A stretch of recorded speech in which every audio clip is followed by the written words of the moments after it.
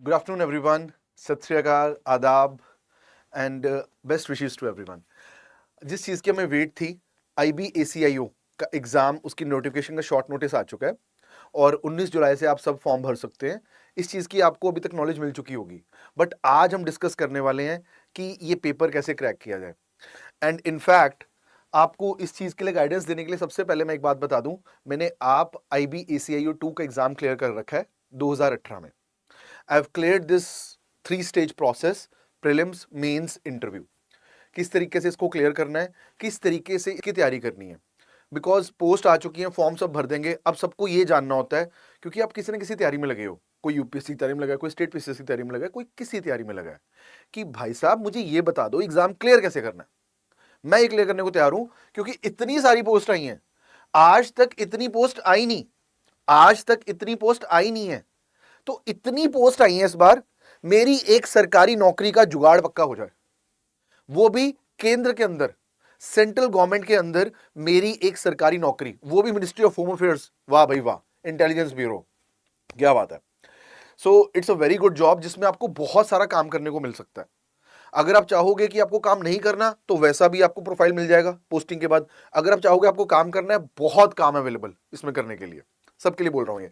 तो सबसे पहले बोलूंगा, जो भी जहां पर बैठा है, भारत से बाहर बैठा है, भारत में बैठा है, इस फॉर्म को जरूर भरिएगा. अब स्ट्रेटजी पे आते हैं. स्ट्रेटजी को समझने के लिए सबसे पहले यह समझ लें कि पढ़ना क्या है. सबसे पहले देख लें सब्जेक्ट्स क्या है. अगर सब्जेक्ट्स पता होंगे, उसके बाद स्ट्रेटजी भी बनाएंगे. ठीक है, ये आपके 5 सब्जेक्ट हैं जो आपसे पूछे जाएंगे. ये 5 सब्जेक्ट हैं, इसके अलावा कुछ नहीं, जो आपका स्टेज 1 प्रीलिम्स में है. उसके बाद मेंस की बात करेंगे, फिर इंटरव्यू की बात करेंगे. बट सबसे पहले प्रीलिम्स का जो सबसे बड़ा हर्डल है, उसको तो पार कर लें. Let us cross this one. ये 5 है, मैं इसको और बड़ा कर देता हूं. ये देख लीजिए, ये 5 है जिसमें इक्वल वेटेज में आपसे क्वेश्चन पूछे जाएंगे. इक्वल वेटेज में current affairs, general studies, numerical aptitude जिसको क्वांट बोल देते हैं, अगर आप सीसेट की तैयारी करते हो क्वांट बोल देते हैं, रीजनिंग एंड लॉजिकल एप्टीट्यूड जिसको लॉजिकल रीजनिंग भी बोल देते हैं, and English language. 20 question, 100 question, शायद ये भी सबको पता लग चुका होगा. 100 क्वेश्चन है यहां से, और टोटल 60 मिनट का वक्त है. मतलब मेरे पास एक क्वेश्चन पर 1 मिनट बताने का भी वक्त नहीं है. ठीक है, अगर ये पांचों चीज, अब ये पांचों सब्जेक्ट्स में क्या पूछा जाता है वो भी डिटेल में देख लेंगे. भी इसमें डिटेल्स में क्या है, एक चीज मैं यहां पर बोल दूंगा, ये पेपर नॉलेज के साथ साथ टाइम मैनेजमेंट का है. हो सकता है कि आपको सारे क्वेश्चन आते हो, अगर मैं आपको 1.5 से 2 घंटे का टाइम दे दूं, अब सारे क्वेश्चन हल कर दोगे, पर आप कट ऑफ नहीं क्लियर कर पाओगे फिर. So it's a paper of time management. IBACIO, आपको यह देखना है कि आपको टाइम मैनेज कैसे करना है. उसी की आज एक नीति, एक स्ट्रेटेजी बनाएंगे अपने लिए. एक स्ट्रेटेजी बनाएंगे, इसको कैसे लेके जाना है आगे. आइए शुरुआत करते हैं. So what I have is, मेरे पास है क्वांट, मेरे पास है LR, मेरे पास है GS जनरल स्टडीज, मेरे पास है करंट अफेयर्स, करंट अफेयर्स, और मेरे पास है इंग्लिश लैंग्वेज. इसमें क्या पूछा जाता है वो अभी देख लेते हैं. अब एक बात देखें, अब आपके पास टोटल मिलाकर 60 मिनट हैं. अब मेरी बात सुन लीजिए, मैं खुद IIT दिल्ली से पढ़ा हुआ हूं, मैंने बीटेक किया है. एक तो ये भी बता देता हूं, लोग होता है एमटेक ना किया हो, कुछ और ना किया हो. मैंने बीटेक किया IIT दिल्ली से. I am pass out of IIT Delhi BTech. ठीक है, इतना बता सकता हूं, मैथ्स का पेपर चाहे IIT से भी पढ़े हुए हो ना आप, उससे ऊपर तो नहीं बोल सकते किसी को, तो भी आपको वक्त लगेगा इसको सॉल्व करने में. पेपर का लेवल अच्छा आता है. इट इज नॉट कि हंसते हंसते कट जाएंगे रस्ते, ऐसा कुछ नहीं है. तो पेपर का लेवल अच्छा आता है. अब मेरा सुझाव क्या है, क्योंकि मैं किस अथॉरिटी से बोल रहा हूं, मैंने पेपर क्लियर कर रखा है, तीनों प्रोसेस क्लियर कर रखे हैं. जो इंटरव्यू आपको IB हेडक्वार्टर्स में होता है, यहां पर दिल्ली में होता है interview directly. Additional director IB ने मेरा इंटरव्यू लिया था, बहुत अच्छी डिस्कशन हुई थी, मैंने डिसएग्री किया था उनके साथ, वो भी बात करते रहेंगे आगे चलकर. क्वांट LR आपका अच्छा है नहीं है फर्क नहीं पड़ता, बट मेरा सुझाव रहेगा सबसे पहले आपको इसी को अटेम्प्ट करना चाहिए. सबसे पहले आपको इसी को अटेम्प्ट करना चाहिए. लोगों को लगता है जी 60 मिनट है, 60 को मैं 5 सेक्शन से डिवाइड करूं तो 12 मिनट प्रति सेक्शन आता है. क्या ये स्ट्रेटेजी सही है गलत है? अगर मैं इसको 5 सेक्शन से बांट दूं तो 12 मिनट प्रति सेक्शन आता है, जो कि गलत स्ट्रेटेजी होगी. एक बात का ध्यान रखें. आपको लगता है कि 12 मिनट लगाने पड़ेंगे पर नहीं, नॉट पॉसिबल, गलत कर दोगे आप. तो मेरा सुझाव क्या है यहां पर, इसको मैं काट देता हूं, let me raise this one. मेरा सुझाव क्या है आप सबके लिए कि आप इसके लिए लगभग 15 मिनट दें। ये आपको वो शख्स बता रहा है जिसने एक्सपीरियंस से इस प्रेशर को झेला एग्जाम में। दौड़ लगी होती है उस टाइम पर, बच्चे इतने लोग आते हैं ना पेपर देने, अभी तो 3700 पोस्ट है, भर भर के आएंगे। लगभग आपको बच्चे एक साल का करंट अफेयर प्रिपेयर करना पड़ेगा, वो आपको करवाएंगे आपको। एक बार स्ट्रेटेजी सुन ले, उसके बाद हम इसके बात करेंगे। 15 मिनट, हाँ बिल्कुल सही बोल रहा हूं, जिसमें आपके 30 मिनट निकल जाएंगे बच्चे, जिसकी में आपके 30 मिनट निकल जाएंगे। पता क्यों? क्योंकि यहां पर आपको दिमाग लगाना पड़ेगा, आपको पेपर को सॉल्व करना पड़ेगा। Yes, very good, very good Ishak बच्चे, वेरी गुड। आपको सॉल्व करना पड़ेगा पेपर को। यहां पर 30 मिनट लगभग आपके लगेंगे यहां पर। और मैं अगर आपको मार्जिन दूं तो ±2 to 3 मिनट्स और ले लीजिए आप, अगर आप लेना चाहते हैं हम ले लीजिए। इसका रीजन क्या है मैं बताऊंगा आपको, रीजन क्या है इसका। इसको लगभग आपको 30 मिनट देने पड़ेंगे। अगर आप सोच रहे हैं कि मैं 25 मिनट में ये दोनों पोर्शन कर लूं, आप गलती कर देंगे बहुत बड़ी, आप रेस से आउट हो जाएंगे। उसके बाद जीएस, करंट अफेयर्स और इंग्लिश लैंग्वेज, इनके लिए आपके पास टोटल बचे हैं कितने बच्चे? लगभग 30 मिनट्स बच गए आपके पास, 30 मिनट्स, और 3 सेक्शन है मेरे पास। अब ये एक साथ ही आते हैं, मैथ्स, लॉजिकल रीजनिंग पहले आता है, ये इकट्ठे होते हैं, लगभग इकट्ठे होते हैं, ऐसे क्वेश्चंस डिस्ट्रीब्यूट नहीं होते। हो सकता है आईबी इस बार चेंज करने की ट्राई करे, बट आपको पहले इनको निपटाना है। रीजन क्या है? क्योंकि ना लास्ट का जो टाइम आता है ना, लास्ट का टाइम, हम लोग ना स्ट्रेस में आ जाते हैं, पेपर कंप्लीट करना होता है फटाफट फटाफट। उस वक्त क्या है, जो दिमाग में आता है ना, जो फिट हो रखा है, जो रात को 3 बजे उठ के भी मैं आंसर कर सकता हूं ना, वो मैं यहां पर बता दूंगा। इसलिए मुझे यहां पर 10 10 10, जिसको आप शफल कर सकते हो ऊपर नीचे, कोई फर्क नहीं पड़ता उस बात से। ये सेक्शंस आपको इकट्ठे ही 30 मिनट, 28 मिनट, 27 मिनट में अटेम्प्ट करने हैं। पता क्या है, इसका यहां तो आता है, यहां तो नहीं आता है। You know it, you don't know it, सीधी सी बात है। यहां तो मुझे आता है, यहां तो मुझे नहीं आता है। आपको रीड करना है क्वेश्चन। अब मैं इसमें देखता हूं कि क्या क्या सेक्शंस पूछे जाते हैं। ये आपको स्ट्रेटेजी इस तरीके से अलाइन करनी पड़ेगी कि 30, 32, 33 मिनट में यहां पर दूं, 30, 27, 28 मिनट में यहां पर दूं। मेरे 10, 8 मिनट ऐसे लगेंगे मेरे। ठीक है, अब आते हैं एक बार इनमें पूछा क्या जाता है, नीचे आते हैं जी, लेट्स कम। ये देखिए आपका क्वांट का सिलेबस है, ये आपका आईबी का क्वांट का सिलेबस है, जिसमें आपके नंबर सिस्टम्स, जो कि बेस है आपके क्वांट का। जिसको नंबर सिस्टम नहीं आता ना, जो नंबर सिस्टम नहीं हल कर सकता, वो कुछ नहीं कर पाएगा, यहां पर कुछ नहीं कर पाएगा। Percentages, decibels, dynamics, real analysis, time distance, ये सारे जितने HCF, LCM, factoring, profit loss, time and work, volume, time distance, series, fractions, ये सब आएंगे डिटेल्ड में। एक एक चीज आपको मैं लिंक डिस्क्रिप्शन में डलवा दूंगा, उसको आप खोल लीजिएगा। एक एक चीज यहां पर जो कि सब की सब, देखिए स्टैट्स का भी क्वेश्चन आता है, यहां पर स्टैट्स का भी क्वेश्चन आता है, ध्यान रखिएगा इस बात का। उसके बाद कैलकुलस इतना डिफिकल्ट नहीं आएगा। आप ये नहीं कि हमें वो आईआईटी जेई लेवल का कैलकुलस डिफरेंशिएशन चाहिए, ऐसा कुछ नहीं है। ठीक है, तो इन सभी चीजों की प्रैक्टिस जरूरी है। बिना प्रैक्टिस के ये एग्जाम हल नहीं हो सकता, बिना प्रिपरेशन के नहीं होगा, ये मैं गारंटी दे रहा हूं आपको। अगर आप सोच रहे हो कि आपका लेवल अच्छा है, बगल वाला भी यही सोच रहा है, और उसके जो बगल में बैठा है वो तो दोनों के बारे में यही सोच रहा है, वो दोनों के बारे में यही सोच रहा है। ठीक है, उसके बाद आगे आते हैं। ये आपका हो गया, this is for your numerical aptitude, या जिसको हम क्वांट बोल सकते हैं। ठीक है, दैट इज फॉर क्वांट। चलो आगे आते हैं, लेट्स कम अहेड। ये जी आपका है जनरल अवेयरनेस की बात करी जा रही है कि आपको जीएस में क्या पूछा जाएगा। जीएस में आपको एक बात समझनी पड़ेगी, आपको डेप्थ में नहीं जाना है। फॉर एग्जाम्पल हम ये पढ़ते होते हैं कि इस पोस्ट पे क्या क्या पॉसिबल है।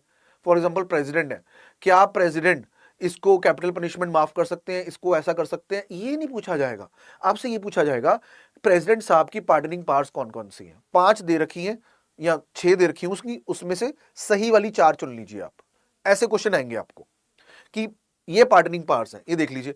आपको हिस्ट्री आएगा, बिल्कुल पूछा जाएगा, बट आपको क्वेश्चन का लेवल डेप्थ में नहीं होगा। अब एक और समझ लीजिए, ये वनडे एग्जाम वाला लेवल भी नहीं है, ये वनडे एग्जाम वाला लेवल भी नहीं है, क्योंकि क्वेश्चंस क्या है, पीवाईक्यूज क्या है, वो हम शेयर करेंगे आने वाले सेशन में। कि प्रीवियस ईयर क्वेश्चंस क्या है, जिससे आपको आइडिया लग सके पूरा। उसके बाद बायोलॉजी साइंस से भी क्वेश्चन आते हैं, ध्यान रखिएगा इस बात का, आप स्किप नहीं कर सकते। तो मतलब मैं जो सिविल सर्विसेज की प्रिपरेशन में पढ़ता हूँ जीएस, सबका सब आता है। इनफैक्ट अगर आप सोचें कि यहाँ पर एनवायरमेंट रिलेटेड चीजें हैं, एनवायरमेंट आपको करंट में से चुना जाएगा। आपको अवार्ड्स सेरेमनीज करंट में से आते हैं, करंट में से आते हैं बच्चे, ठीक है। उसके बाद then we have the science का, फिजिक्स का पार्ट भी आएगा, इंडियन पॉलिटी भी आएगी, कॉन्स्टिट्यूशन भी आएगा, और पॉलिटी के क्वेश्चन आसान आते हैं जो आप बड़े आराम से कर सकते हो अगर आपने एक बार ढंग से बैठकर पॉलिटी पढ़ी है। ज्योग्राफी के क्वेश्चन आएंगे बट इतने ज्यादा नहीं आते। क्यों? क्योंकि देखिए एक बात, यहां पर सबके सब बच्चे आपका टोटल मिलाकर ये 20 क्वेश्चंस है, 20 क्वेश्चंस है आपके यहां से। सो उन्होंने सब्जेक्ट वाइज डिस्ट्रीब्यूट करने हैं, ऐसा कुछ नहीं कि एक सब्जेक्ट में इतने क्वेश्चन रहेंगे, ठीक है। That is the thing. Economy से भी आएंगे, अगेन साइंस के पार्ट से आएंगे ही आएंगे। सो मेरा हिस्ट्री, मेरा ज्योग्राफी, मेरा पॉलिटी, मेरा इकोनॉमी, मेरा environment, I should be prepared with this. आपको बोल रहा हूं ये सुनहरा मौका है अपनी एक सरकारी जॉब, अपनी सरकारी नौकरी पक्की करने का, सुनहरा मौका है, छोड़ना नहीं इसको। वी डोंट, कभी नहीं छोड़ना इसको, पछताओगे आप, मैं बता रहा हूं अगर आपने छोड़ दिया इसको, बिकॉज इतनी पोस्ट नहीं आती यार कभी, ठीक है। आगे आते हैं। देन इंग्लिश में देखें आप, इंग्लिश में आपसे ना दो चीजें पूछी जाएंगी।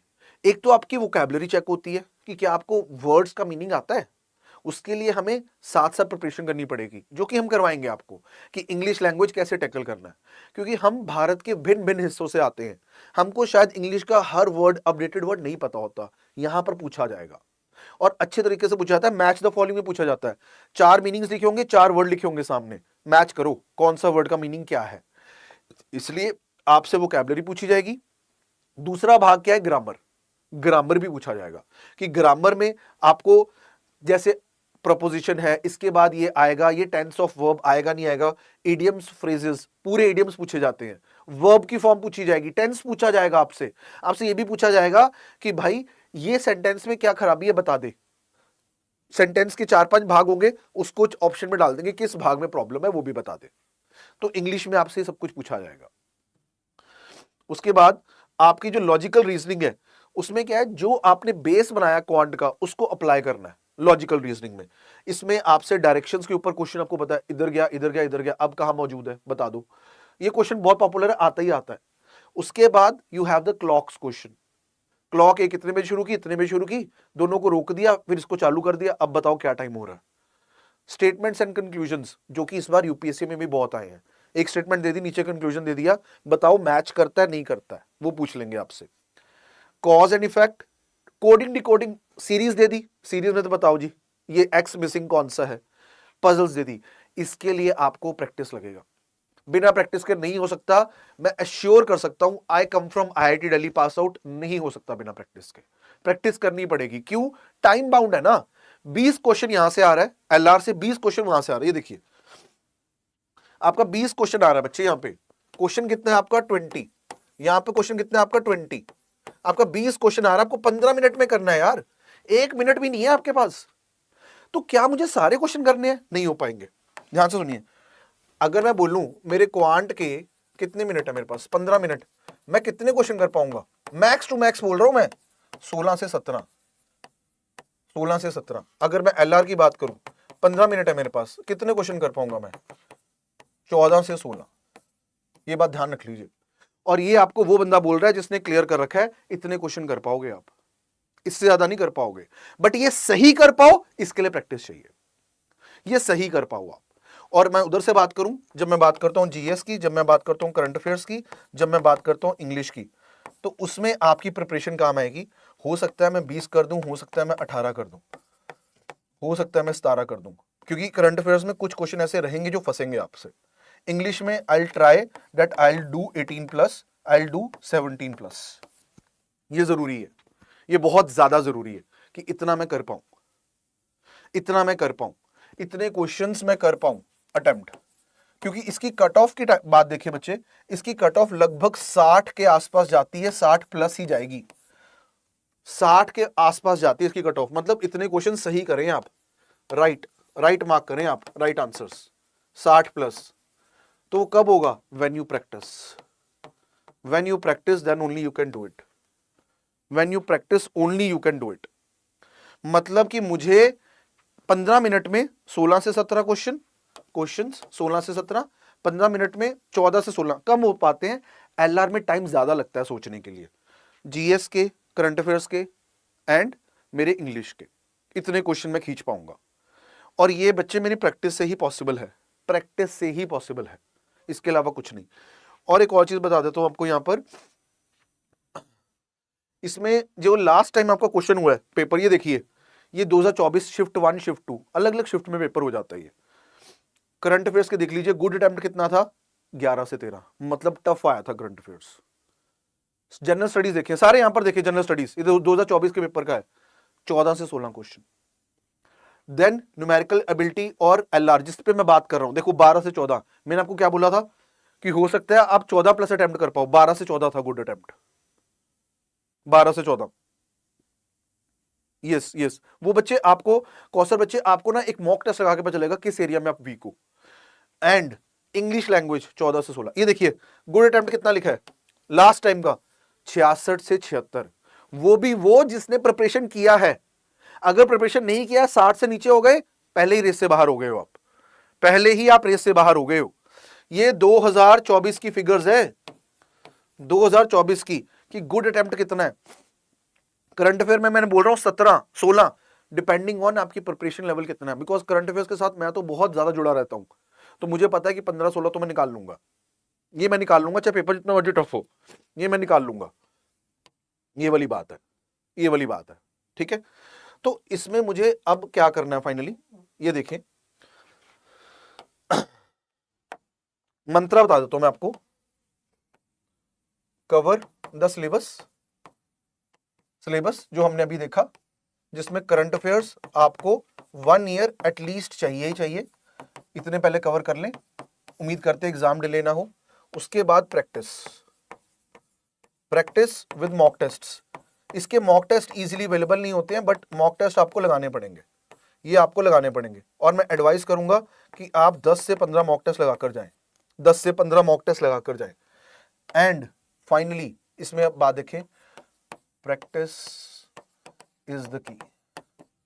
मतलब जितना आपको बड़ा क्वेश्चन बैंक मिल जाए, जिसमें आपको PYQs अटेम्प्ट करने ही करने हैं, PYQs अटेम्प्ट करने ही करने हैं, ये बहुत जरूरी है, ये बहुत ज्यादा जरूरी है।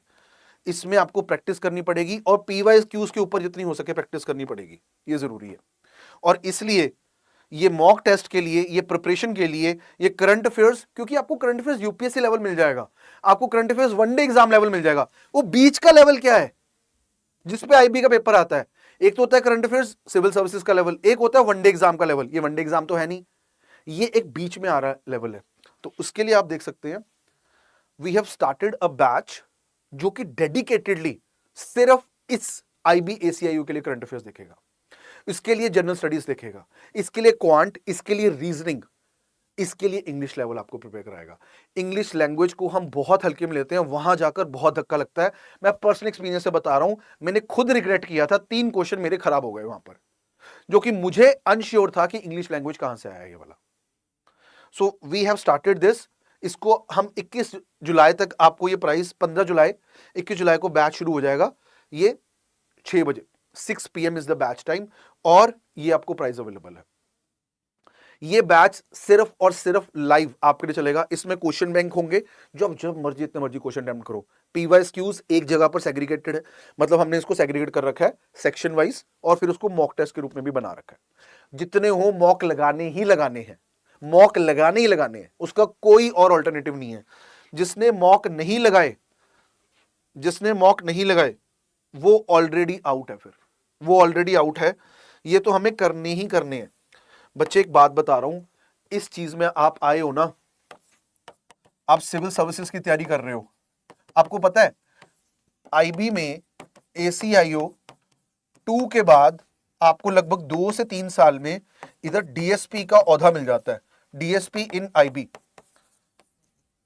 आप इंटेलिजेंस ब्यूरो में काम कर रहे हो यार, you have the rank of DSP in 2 to 3 years। उसके बाद वही पायदान शुरू हो जाएगा पुलिस वाला, उधर पुलिस में वो रैंक है, इधर यहां पर IB में DSP, SP, SSP, DIG। So you can reach up to the level of DIG in IB. DIG in IB. DIG in IB. बच्चे ये कॉस्ट, इसके ऊपर further discount will be available. ये जो कॉस्ट की बात कर रहे हो इसके ऊपर फर्दर डिस्काउंट मिल जाएगा आपको। यस, आपको फर्दर डिस्काउंट मिल जाएगा इसमें। आप ये नंबर पर कॉल कर सकते हो। I am repeating the number 7640000300 and जो आपको रेलेवेंट डिस्काउंट है वो आपको अवेलेबल करवा दिया जाएगा, वो आपको अवेलेबल करवा दिया जाएगा। ध्यान रखनी है, कहीं से भी पढ़ो, कुछ भी पढ़ो, प्रैक्टिस नहीं ना की, आईबी के एग्जाम से बाहर हो जाओगे, आईबी के एग्जाम से बाहर हो जाओगे, you will be out of this. तो इस बात का ध्यान रखना है, इस बात का ध्यान रखना है। And then you have the tier 2, then you have the interview. Tier 2 का मैं आपको एक ओवरव्यू दे देता हूं, that is very important for you. Tier 2 भी एक बार आपको ओवरव्यू देता हूं, जस्ट ओवरव्यू, अभी डिटेल में नहीं जाएंगे, उसमें ओवरव्यू दे दूंगा आपको। ये देखिए, टीयर 2 में आपके पास बच्चे 3 चीजें हैं। 50 नंबर का है tier 2। It is the easiest stage of the exam. Tier 2 बहुत इजी है, जिसमें आपको ऐसे है 20 नंबर का, फिर आपके 2 इंग्लिश, मतलब आपको दोनों टॉपिक दे दिए जाएंगे ऐसे जैसे, जिसपे आपको 10-10 नंबर का लिखना है। ये देखिए, जिसमें आपको 10-10 नंबर का लिखना है। 2 क्वेश्चन देंगे ऐसे जैसे, बट उस पर आपको लिखना है। कोई भी टॉपिक हो सकता है, इकोनॉमिक्स का हो सकता है, सोसाइटी का हो सकता है, आईआर का हो सकता है, पॉलिटी का हो सकता है, जिसमें आपको 10-10 नंबर का लिखना है। 20 हुआ ऐसे का, 10-10 हुआ 2 लंबे क्वेश्चंस का, फिर एक क्वेश्चन हुआ इंग्लिश कॉम्प्रीहेंशन, जिसमें आपको 10 नंबर का हल करना है। इट इज इजी, इसमें गैप ज्यादा नहीं बनता है, बिकॉज जो अच्छे बच्चे होते हैं, जो अच्छा लिख पाएंगे प्रीलिम्स के बाद, वो इसको मैनेज कर लेंगे, उसकी प्रॉपर प्रैक्टिस करवाई जाएगी, that no worries for that. But सबसे बड़ा इसमें जो है ना, वो है prelims. Tier 1 is the most difficult stage of this exam. Even मैं यूपीएससी में भी यही कहता हूं, सिविल सर्विस में यही कहता हूं, सबसे डिफिकल्ट स्टेज है फर्स्ट स्टेज, सबसे डिफिकल्ट स्टेज है फर्स्ट स्टेज, उसको ध्यान रखिएगा। मैंने आपको एक एक सेक्शन का जो आगे अंदर पूछा जाएगा वो आपको बताया है, इस पे ध्यान देना है। और ये बात मत भूलिएगा, ये आप ना अपने जहन में डाल लीजिए, ये आप जहन में डाल लीजिए अपने, ये बात, ये वाली, ये बात ये जहन में डाल लीजिए। 15 मिनट, 15 मिनट, मतलब मेरा लिमिट है 15 मिनट। अगर मुश्किल से भी 1 आध मिनट ऊपर हो गया, उसके लिए 2-3 मिनट रखा है, बाद में आपके 10-10 मिनट है। इसमें मतलब मैं इसको ये भी बोल सकता हूं कि कंबाइंड मेरे पास 27 से 30 मिनट है। I can take it that also. इसमें मेरे पास आपके 30 से 33 मिनट है। तभी मैंने इसको इस तरह से प्रोजेक्ट करके दिखाया आपको, ठीक है, इस तरह से प्रोजेक्ट करके दिखाया बच्चे। और दूसरी बात, ये तो सिर्फ स्ट्रेटजी की है। आपके जो और क्वेश्चंस है ना, regarding the height, regarding the eligibility, कि मेरे पास ये सरकारी नौकरी है, कुछ एज, उसके लिए मैं एक सेपरेट सेशन बना दूंगा, मैं सेपरेट सेशन बना दूंगा। ये सिर्फ और सिर्फ एग्जाम स्ट्रेटजी का सेशन है, जिसमें एग्जाम को कैसे आपको हल करना है, आपको एग्जाम को कैसे लेके जाना है। This is a exam of time management, time management and your practice and a dedicated batch for here we have at the study IQ, that is IB ACIO 2 2025। ये बच्चे डिस्काउंट इसके ऊपर फर्दर मिलेगा, आपको फर्दर डिस्काउंट मिल जाएगा, इसके ऊपर further discount मिल जाएगा। आप इस नंबर पे कॉल कर सकते हो 7640000300, ठीक है, आप इस पे कॉल कर सकते हो। धन्यवाद सबका, एंड आशा करता हूं प्लीज फॉर्म भर दीजिएगा, फॉर्म भरिए और इसके लिए प्रिपेयर कीजिए, फॉर्म भर दीजिए। फॉर एग्जांपल आप किसी और एग्जाम के लिए पढ़ रहे हैं, आप अपने दिन का 25% इसको दे दो, अपने दिन का 20% इसको दे दो, नौकरी हाथ में आ जाएगी। और एक नौकरी किया हुआ इंसान जब सिविल सर्विसेज के इंटरव्यू में जाकर बैठता है ना, खुश हो जाता है इंटरव्यूअर कि ऑलरेडी सरकार का हिस्सा है यार, इसको मुझे एक पायदान ऊपर करना है। That is the thing. So best of luck. कोई क्वेरी होती है please reach out to us, please reach out to us. Thank you everyone.